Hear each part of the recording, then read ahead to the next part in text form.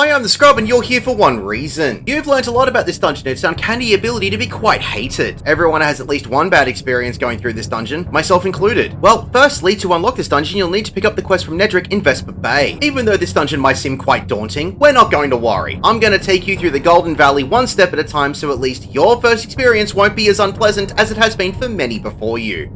Time to learn about Aurum Vale. Simplified.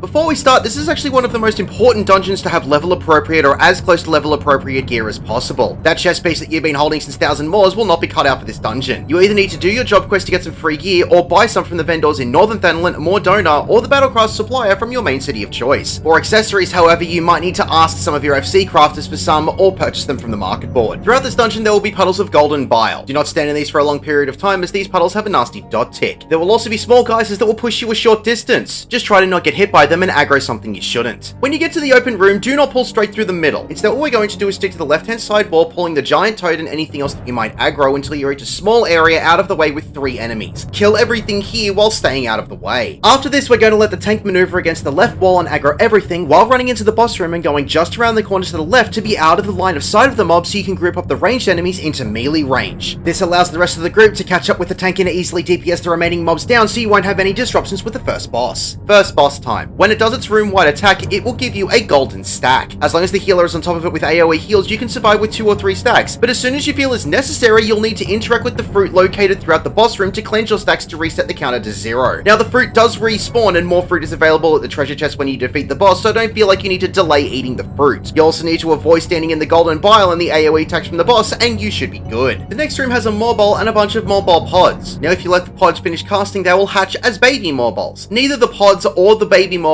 have a lot of health. You just need to defeat the morbol in order to open the path to the next area. Next, you'll come to an opening with a few sets of mobs and a pair of patrol mobs. If you run dead straight, you will hopefully only aggro the pair of patrol mobs and the 3 scorpions at the back. Just run into the boss room around a corner, either to the left or the right, to make sure you can group everything up and AoE them down before doing the second boss. It's Coin Counter, now with AoE markings. It has some standardized attacks that it will perform. 100 tons swipe, a conal attack that will really hurt and knock you back. Glower, a straight line AoE that also gives paralysis. Eye of the Beholder, a large 270-degree attack that inflicts the dot tick electrocution. 100 tons swing, a large circular attack that can one-shot you if you're in it, but this move is stunnable. He will just repeat these mechanics until he dies. After the boss, proceed up the path and defeat each group of mobs in each room as you come across them. After that, you'll come to a small room with 2 morbols, a bunch of morbol seedlings, and morbol pods. You'll need to kill the 2 morbols in order to open up the path to the final pool where there'll be 4 mobs to kill before the final boss. And you know what this dungeon needs? More morbols. This final boss will perform the following attacks. Vine Probe, a cleaving tank buster that will really hurt if you are not the tank. Do not stand with the tank. Bad Breath. What's your favorite debuff?